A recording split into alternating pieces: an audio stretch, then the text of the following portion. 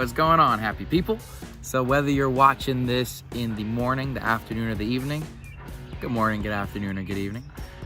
What I want to talk to you guys about, that's super important, because when we're talking about motivation, most of the time, more often than not, we have a goal in mind. And that's why we're pushing ourselves to be motivated, because we're searching, we have a goal, we have a place where we're at right now. We have this point A right here. We have a place to where we want to be, right? That's point B. And what we need to be motivated to do is take that path along the way to get us from point A to point B.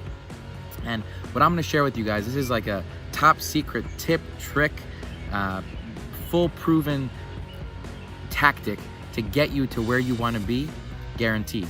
As long as you stay committed, guaranteed to get there.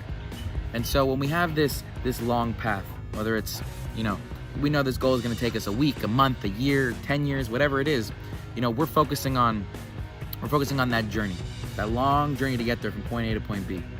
But focusing on a long journey like that can get a little bit overwhelming at times. So what my first piece of advice for you to do is to take that goal and we break it up into small, tiny chapters. These are small milestones, small goals that you're gonna get and achieve and knock off your list along the way till you get to your main goal, the big one, the grand one at the end, the rainbow, the pot of gold at the end of the rainbow, if you will.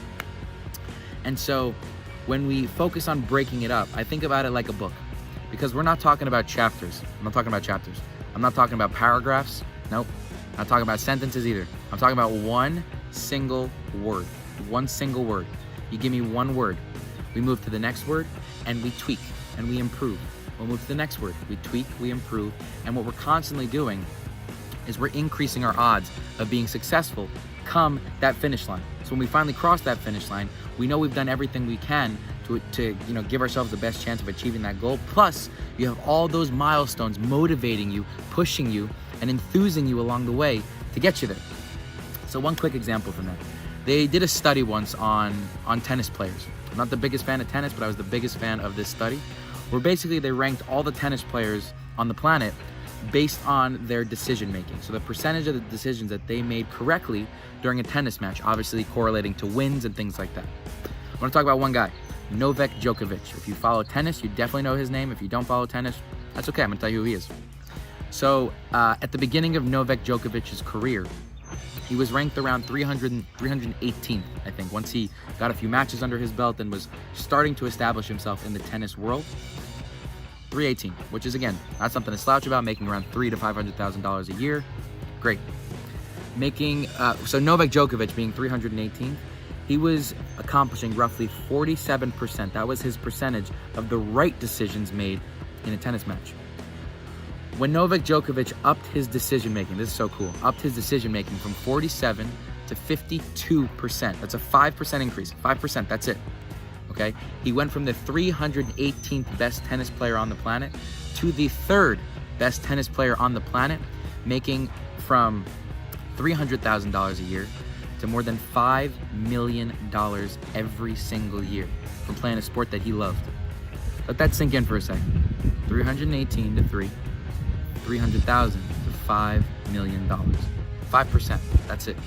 And to up it from 52%, to 60%, an increase in, again, another 8%, he went from not only number 3 to the number 1 ranked tennis player on the planet, but arguably one of the best players to ever play the sport in the history of tennis.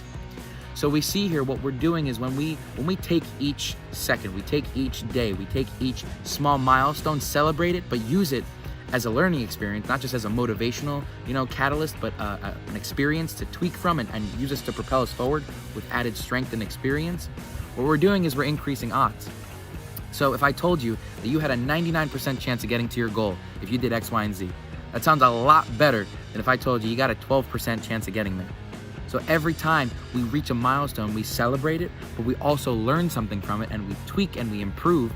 You're slowly but surely upping your odds and upping the odds in your favor to get to where you want to be come the end of your journey, come your finish line once you get there.